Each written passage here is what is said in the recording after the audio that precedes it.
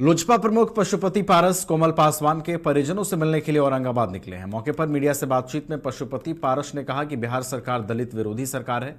बिहार में law and order नाम की कोई चीज नहीं है। आपको बताते चलें कि कोमल पासवान की हत्या का आरोप एलजेपीआर के जिला अध्यक्ष के पुत्र पर लगाया गया है। क्या कुछ बड़ा एक मामला सामने आया है जिस बच्ची को मैं पहले से ही कह रहा हूं कि बिहार की सरकार जो है ये दलित विरोधी सरकार है जी और बिहार में लॉ एंड ऑर्डर नाम की कोई चीज नहीं है। और बिहार के जो माननीय मुख्यमंत्री जी हैं इनका शारीरिक रूप से और मानसिक रूप से स्वस्थ नहीं है और आए दिन घटनाएं घटती है। ये देखिए घटना जो घटी है कोमल पासवान की जो हत्या हुई है ये ठीक होली के दिन हुआ।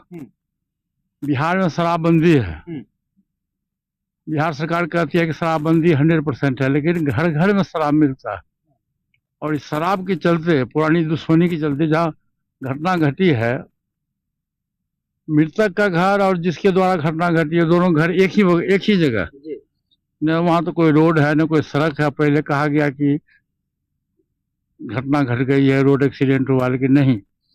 इस बात को चूंकि सत्ताधारी दल का लोग है, वो लोग सत्ताधारी दल के प्रदेश जिला के अध्यक्ष हैं, उनके बेटे के द्वारा एक घटना घटी है, हत्या की गई है। ये बहुत ही दुखद घटना है और हम लोग जा रहे हैं, हमारी टीम जा रही है। हमारे साथ में दलित सेना के भी प्रदेश अध्यक्ष हैं, प्रधान महासचिव जी हैं और हमारे छात्र के राष्ट्रीय अध्यक्ष है आकाश यादव जी हैं। हम लोग जा रहे हैं और जानने के बाद जो रियलिटी होगा वो हम आपको बताएंगे। लेकिन जो मुझको जानकारी मिली है, जो मेरा वहाँ जो जिला अध्यक्ष है, दलित सेना का अध्यक्ष है, उसके द्वारा जो जानकारी मिली है, इस जानकारी के तहत ये निर्मम हत्या की गई है साजिश के तहत। और इसकी जांच, चूंकि बिहार सरकार पर हमको भरोसा नहीं है, तो इसकी जांच सीबीआई से होनी। लैंड फॉर जॉब मामले में राजद सुप्रीमो की पत्नी राबड़ी देवी बेटी मीसा भारती के साथ पटना के ईडी दफ्तर पहुंची, जहां उनसे पूछताछ हो रही है। इस दौरान राजद कार्यकर्ता ईडी दफ्तर के बाहर प्रदर्शन कर रहे हैं, जिसको देखते हुए ईडी दफ्तर के बाहर सुरक्षा के भी पुख्ता इंतजाम किए गए हैं। वहीं दोपहर राजद नेता तेज प्रताप यादव से भी पूछताछ होगी। लैंड फॉर जॉब मामले में पहली बार तेज प्रताप यादव को समन जारी किया गया है। आपको बता दें कि बुधवार को राजद सुप्रीमो लालू यादव से भी पूछताछ जो है वो ईडी करेगी और लैंड फॉर जॉब स्कैम से जुड़े हुए जितने भी सवाल हैं, जितनी भी कड़ियां हैं, उसको जोड़ने की कोशिश जो है इस पूछताछ के जरिए ईडी की टीम कर रही है।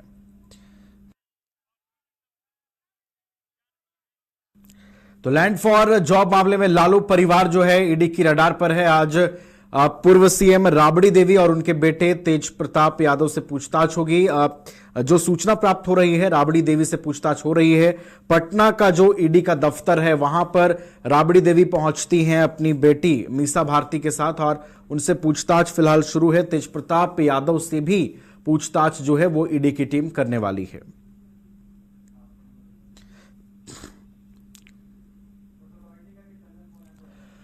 चलिए, तो लालू परिवार जो है ईडी की रडार पर है। आज राबड़ी देवी से पूछताछ हो रही है। ईडी कार्यालय के बाहर सुरक्षा के भी व्यापक इंतजाम जो है किए गए हैं। हमारे साथ अधिक जानकारी के साथ सहयोगी चंदन भी जुड़े हुए हैं। चंदन, ईडी दफ्तर के बाहर सुरक्षा के व्यापक इंतजाम भी देखे जा रहे हैं। क्या आरजेडी के कार्यकर्ताओं का भारी हुजूम वहां पर पहुंच गया है? चंदन जी देखिए, बिल्कुल, क्योंकि आरजेडी के कार्यकर्ता जो है उनको जो है पहले से पता चल चुका था और वो काफी संख्या में जो है ईडी कार्यालय के बाहर जो है वो पहुंच चुके हैं।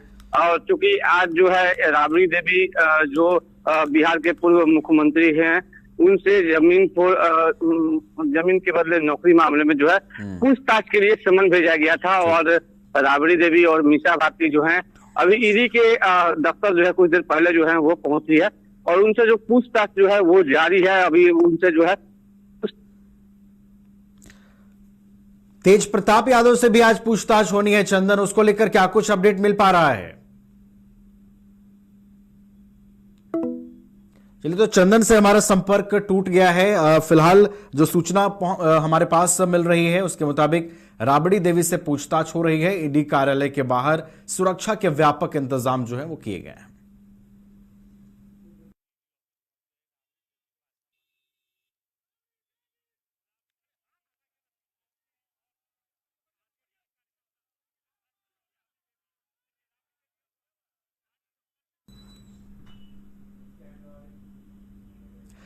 बिहार में बढ़ते अपराध पर लगातार विपक्ष सरकार पर हमलावर है। इसी कड़ी में आरजेडी विधायक चंद्रशेखर ने कानून व्यवस्था पर सवाल खड़े किए हैं। विधायक चंद्रशेखर ने कहा है कि बिहार में अपराध इस कदर बढ़ गया है कि कोई भी सुरक्षित नहीं है। कानून की सेवा करने वाले भी इस सरकार में सुरक्षित नहीं है। राबड़ी देवी को ईडी के समन पर उन्होंने कहा कि जो मनुवाद के खिलाफ बोलेगा उसको सीबीआई और अन्य एजेंसी से डराने का प्रयास किया जाएगा। अरे भैया मेरे आपराधिक घटनाओं का अंबार लगा हुआ है। ये सुशासन है। हमारे पुलिस अधिकारी मारे जा रहे हैं। अपराधी चिन्हित अपराधी, हिस्ट्री शीटर, क्रिमिनल सामान्य जन को मार रहे हैं। एफआईआर नहीं हो रहा है। ये समझिए कि इसे कौन सा राज है? मंगलराज सुशासन लोग नजर में होगा।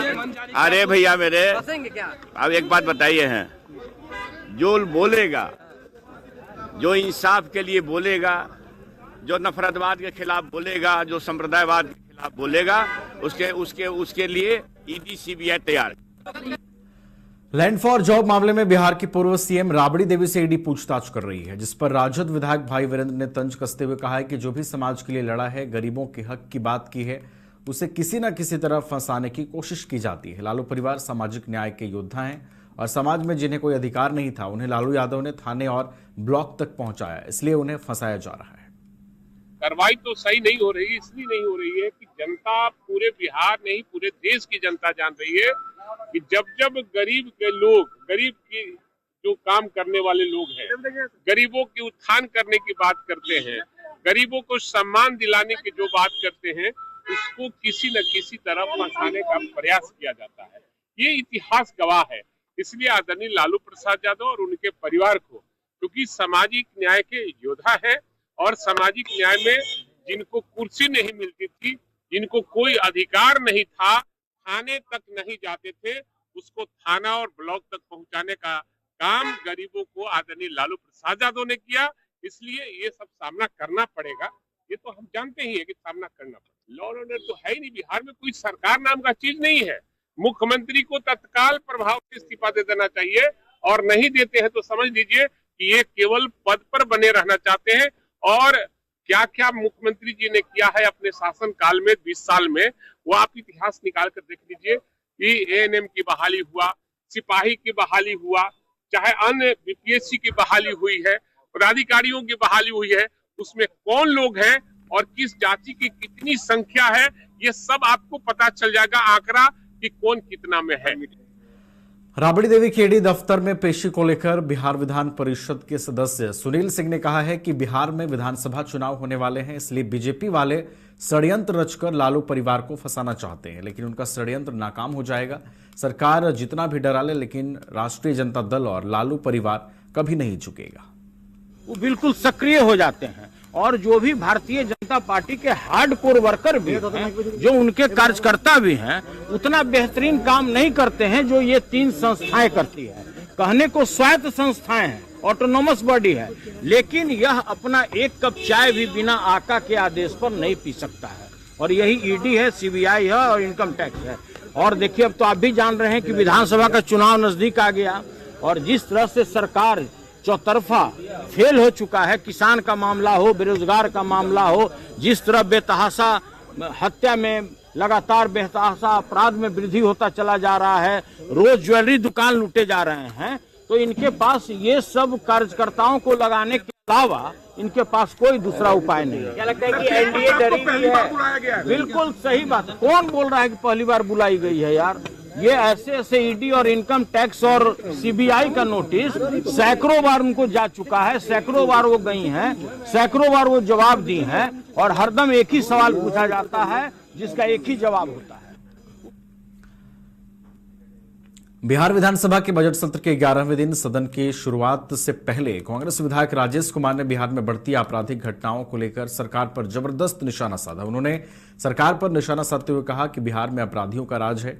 आगे उन्होंने राबड़ी देवी के ईडी के समन पर कहा कि यह नौटंकी बीजेपी वाले करवा रहे हैं और यह चुनाव तक चलता रहेगा। जिस तरह से आपराधिक घटना का बाढ़ आई, उस घटना में समझिए कि पूरे बिहार हिल गई है, और अपराधी जो है ये मान चुके हैं कि सरकार का इकबाल खत्म है। सरकार कौन चला रहा है? ये सरकार जो है का इकबाल इसलिए खत्म हो गया है कि ये बैसाखी पर चल रहा है, माननीय मुख्यमंत्री का कोई एक्ट नहीं हो रहा है, कोई एक्शन नहीं हो रहा है, तो अपराधी मान गए हैं कि सरकार का इकबाल खत्म है और ये कोई तीसरा शक्ति चला रहा है। तीसरा शक्ति का कोई कंट्रोल है नहीं।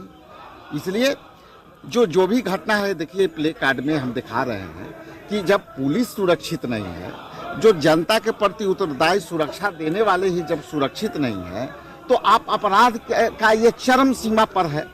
आप एक आंकड़ा में आप देखेंगे पाएंगे कि बिहार दूसरे नंबर पर आपराधिक घटना के श्रेणी में है और उत्तर प्रदेश समीक्षा बैठक किया, कहा ये कि गोली मार दिया जाए। देखिए वो समीक्षा बैठक से रिजल्ट क्या आया?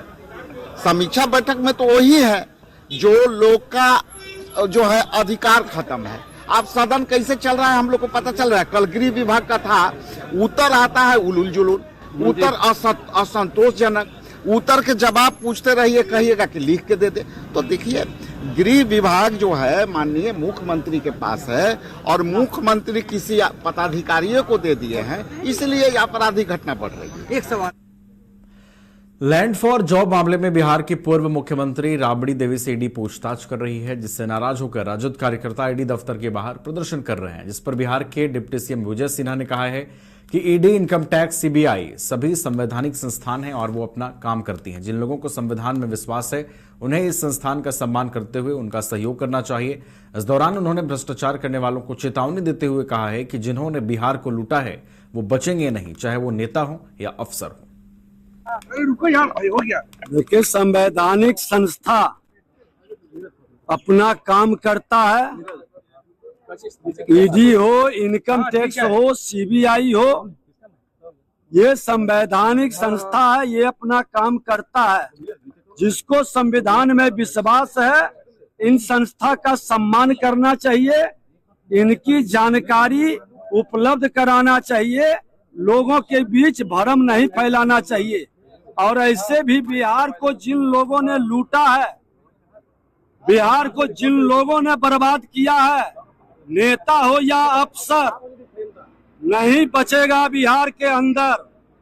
ये खुला एनडीए का चेतावनी है कि कोई भी नेता या अफसर जिसने बिहार के जनता की गाढ़ी कमाई लूटा है, बिहारी के विकास के गति को जिसने रोका है, वह अब नहीं बचेगा। मोदी की और नीतीश जी की सरकार है। आपके पार्टी के विधायक के पति जो गुंडागर्दी करते हुए नजर आए, उसकी जो है बिहार में कोई भी गुंडा राज नहीं चलेगा। ये जंगल राज वाले लोग गुंडा राज लाने का जो प्रयास किए थे, हमने नेता प्रतिपक्ष के नाते खुलकर भी विरोध किया है। और सत्ता के लोग हो या विपक्ष के लोग हो, गुंडा राज लाने का प्रयास करेगा, विजय सिन्हा खुल करके उसका विरोध। कटिहार की लाडो कुमारी और संदलपुर के संजीत चौहान को सोशल मीडिया साइट इंस्टाग्राम पर रील बनाते बनाते एक दूसरे से प्यार हो गया। प्यार जब परवान चढ़ा तो प्रेमी प्रेमिका से मिलने के लिए उसके गांव पहुंच गया, लेकिन छिपते छुपाते मिल रहे दोनों प्रेमी जोड़े को गांव वालों ने देखा। ग्रामीणों ने दोनों परिवार के लोगों को बुलाकर पंचायत में बैठाया। इसके बाद प्रेमी और प्रेमिका दोनों की रजामंदी के बाद हिंदू रीति रिवाज से दोनों की शादी करवा दी गई। सीधी तस्वीरें हम आपको ये दिखा रहे हैं। प्रेमी जब प्रेमिका के गांव पहुंचा और शादी रचाई। आपको बता दें कि सोशल मीडिया के जरिए दोनों की दोस्ती हुई और दोनों रील्स बनाने लगे और फिर जैसे जैसे जो ये प्यार है इन दोनों का परवान चढ़ा, उसके बाद आपसी रजामंदी से जो गांव वालों ने है इनकी शादी करवाई। सोशल मीडिया के जरिए कह सकते हैं कि ये दोनों प्रेमी जोड़े एक दूसरे से मिलते हैं और अब सोशल मीडिया ही आधार बनी है। दोनों के नए रिश्ते की शुरुआत हो गई है। शादी हो रही है, किसकी शादी हो रही है? तो इस लड़की को कितने दिन से आप जानते हैं? साल भर से। तो कैसे इनसे प्यार मोहब्बत हुआ आपका? इंस्टाग्राम से। अच्छा, तो उसके बाद आप मिलने के लिए आए थे इनसे? तो यहाँ गांव वाले क्या पकड़ के शादी करा दी आपकी या रजामंदी से शादी हो रही है? दोनों खुश हैं? आपके घर वाले खुश हैं? आपका क्या नाम हुआ? लाडो कुमारी। लाडो कुमारी। पिताजी का नाम? विनोद। घर का हुआ? विनोदपुर। कैसे इनसे मुलाकात हुई आपकी? इंस्टाग्राम से। तो कितने दिनों पहले मुलाकात हुई इनसे? साल। 1 साल से प्यार मोहब्बत चल रहा है दोनों में। तो अभी क्या ये शादी जो हुई आपकी रजामंदी से हुई या जबरदस्ती हुई है? अपना मर्जी से कर रहा है। दोनों में किसी को कोई तकलीफ नहीं है। क्या मामला है? ये लड़का लड़की जो आपस में प्रेम प्रसंग चल रहा था, हमको बुलाया, हम दोनों को पूछे, दोनों आपसी रजामंदी से शादी के बारे में बोल दिया। तो यही स्थानीय मंदिर दुर्गा मंदिर है जी जी, यहाँ दोनों लड़का लड़की आपसी सहमति से ग्रामीणों के बीच शादी रचा गया। तो लड़का कहाँ का है? लड़का मकईपुर संदलपुर पंचायत। नाम क्या है उसका? नाम संजीत कुमार। संजीत कुमार। लड़की कहाँ की है? लड़की विनोदपुर पंचायत। लड़की का क्या नाम है? संगीता लाड़ो लाड़ो कुमारी। लाड़ो कुमारी। दोनों की रजामंदी से शादी? रजामंदी से दोनों के साथ।